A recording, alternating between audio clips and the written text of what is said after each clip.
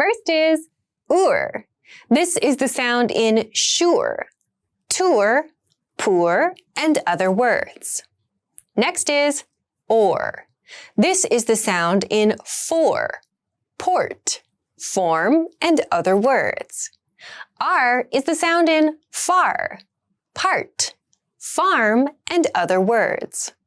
All the sounds are R-colored vowels, which means a vowel sound that ends with an R sound. To make the ur sound, the lips move to a relaxed O position. The teeth are slightly apart and the tongue moves back in the mouth. The throat is open. The jaw and lower lip move forward slightly and we release the sound.